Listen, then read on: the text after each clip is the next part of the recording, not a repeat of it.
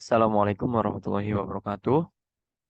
Perkenalkan, nama saya Muhammad Alvin Sulmantara dengan NIM 43114210008 dari mahasiswa kimia.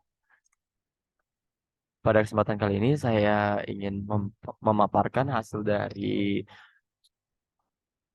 makalah saya yang sudah saya buat minggu lalu, yaitu dengan judul Material Sensor Futuristik Berbasis Internet of Things atau IoT. Sebelumnya pengantarnya itu di sini ada istilah kata smart community. Community di sini adalah suatu kumpulan bidang, misal kayak bidang pertanian, bidang industri, terus bidang kesehatan. Nah, yang berbasis dengan Internet of Things. Jadi Internet of Things ini secara sederhana yaitu eh, memaksimalkan fungsi atau kinerja dari suatu internet untuk diterapkan pada kehidupan sehari-hari sehingga terciptanya kemudahan gitu. Dan di sini kan keterkaitannya dengan smart infrastruktur. Dalam artian eh, infrastruktur yang pintar. Nah, di sini kayak kita karena kita sudah mengadakan IoT atau IoT ini membantu menyokong terbentuknya smart infrastruktur. Nah, Internet of Things itu adalah suatu inovasi teknologi yang sedang tren dan memiliki dampak besar dalam meningkatkan efisiensi bisnis. Di sini contohnya adalah dalam bidang bisnis. IoT meng- itu IoT mengacu pada jaringan perangkat yang terhubung satu sama lain melalui internet yang memungkinkan pertukaran data dan kontrol yang cerdas. Dalam konteks bisnis, IoT dapat membantu perusahaan mengumpulkan dan menganalisis data secara real time dari berbagai perangkat dan sensor yang terhubung. Contohnya dalam industri manufaktur, IoT dapat digunakan untuk mengumpulkan data dari mesin-mesin produksi, dapat mengawasi kondisi operasional dan mendeteksi kegagalan potensial sebelum terjadi. Dengan memanfaatkan data ini, perusahaan dapat meningkatkan efisiensi produksi, mengurangi waktu berhenti mesin, dan mengoptimalkan penggunaan sumber daya. Nah, kemudian contoh lainnya itu di bidang pertanian. IoT ini berperan sebagai pendeteksi kelembapan, terus pendeteksi pH dalam tanah, sehingga para petani ini atau para pelaku pertanian dapat mengetahui kondisi sebelum menanam gitu, sehingga hasil panen yang nantinya akan diambil itu bisa diperkirakan. Nah, selanjutnya pendahuluannya itu adalah secara simpel skemanya itu dari mulai aplikasinya di berbagai bidang seperti industri, terus kesehatan, pertanian, itu ditampung atau diproses melalui tahapan data management and processing. Di sini itu bisa berupa sebuah sensing atau sensor, material, database, cloud computing, dan penyimpanannya. Kemudian dari sini kita bisa mengaksesnya melalui smartphone kita atau melalui monitor kita gitu.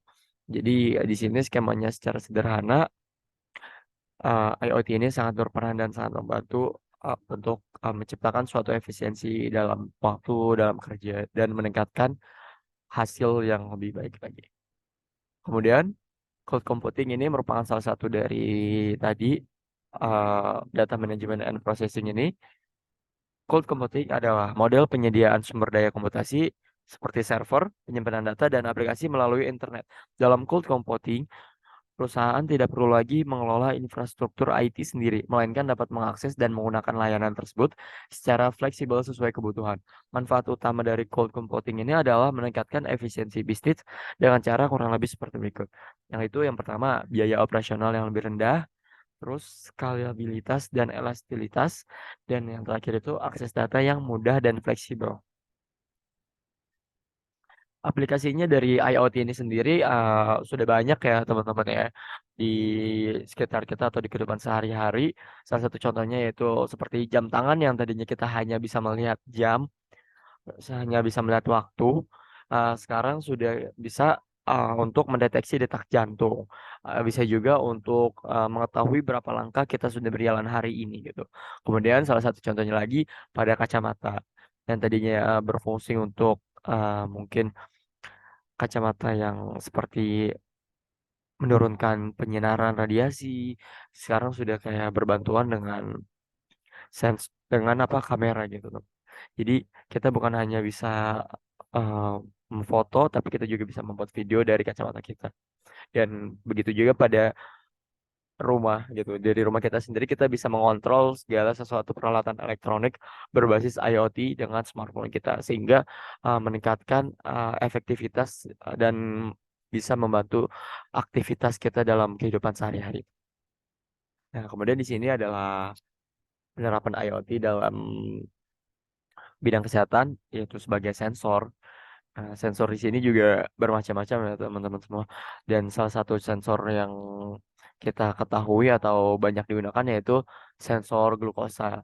Nah, sensor glukosa ini biasanya kita mendeteksi glukosa dengan cara pengambilan sampel darah dan itu merupakan cara yang tradisional atau yang eh, biasa digunakan.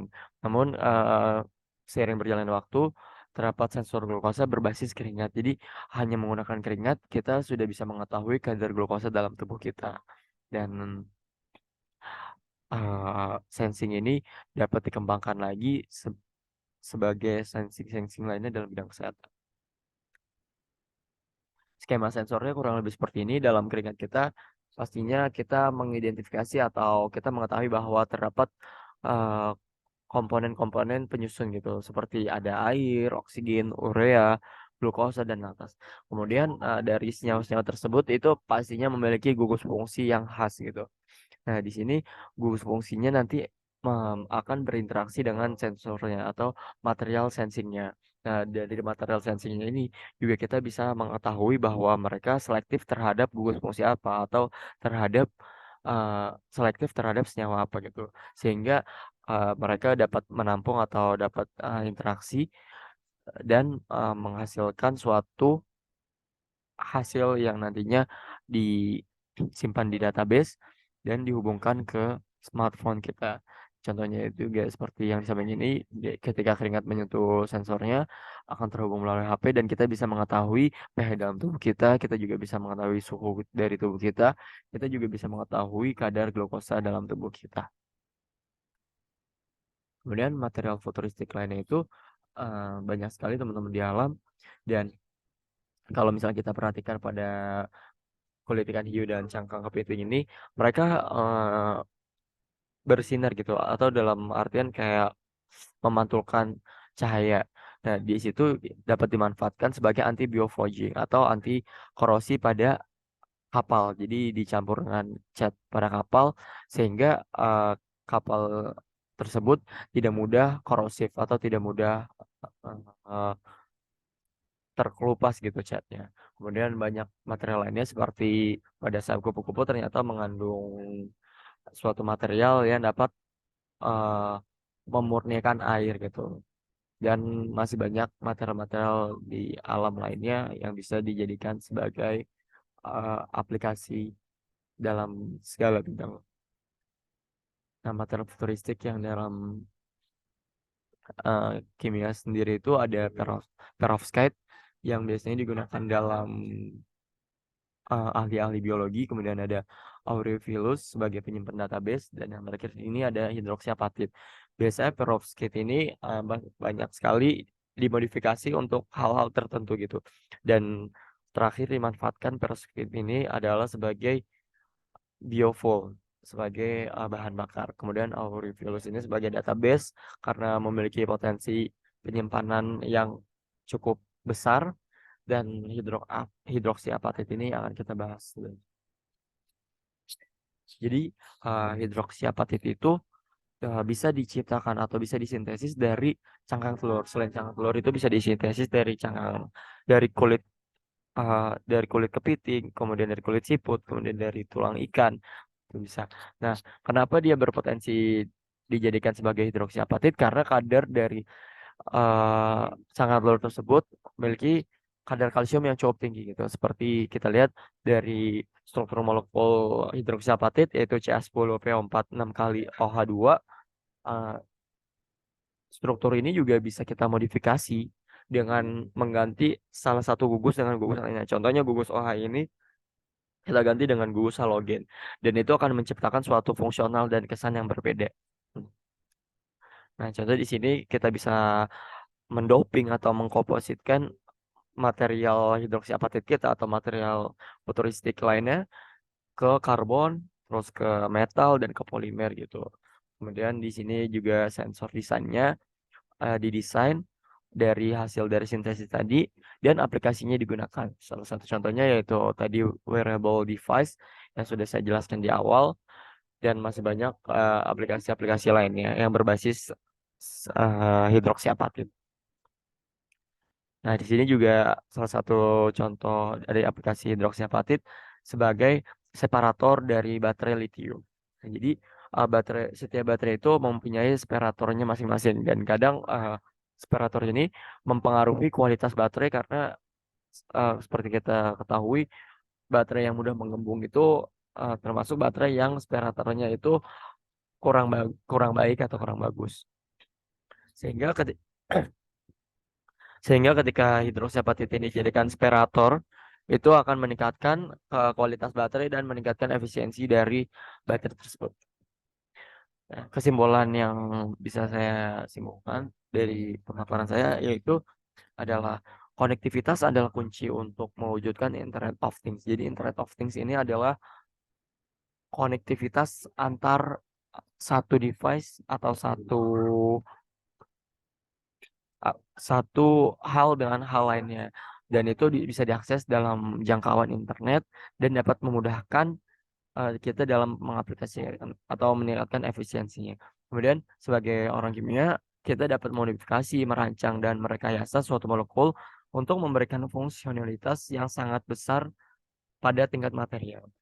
Dalam artian kayak ketika kita memodifikasi suatu material, maka fungsinya tersebut akan berubah dan mereka akan selektif terhadap apa yang kita inginkan tergantung kita memodifikasi material tersebut gitu. Kemudian dengan meningkatnya topik material berbasis IoT, orang-orang kimia ini jadi dapat mengembangkan juga base atau material-material yang nantinya akan dijadikan sensor untuk berbagai fungsi gitu. Dan yang terakhir itu bahan fungsional hidroksiapatit yang tadi kita sempat singgung dapat dimanfaatkan untuk banyak hal seperti contohnya penyaringan air, penyimpanan energi, sensor, tekstil pintar, dan pemanen air. Masih banyak aplikasi-aplikasi lainnya dan material-material lainnya yang bisa atau dapat dijadikan sebagai sensing yang nantinya dikonektivitaskan dengan IoT sehingga terciptanya suatu terobosan atau inovasi baru yang sempurna dan itu bisa digunakan di masa depan nantinya. Mungkin sekian presentasi yang dapat saya sampaikan. Kurang lebihnya mohon maaf. Wassalamualaikum warahmatullahi wabarakatuh.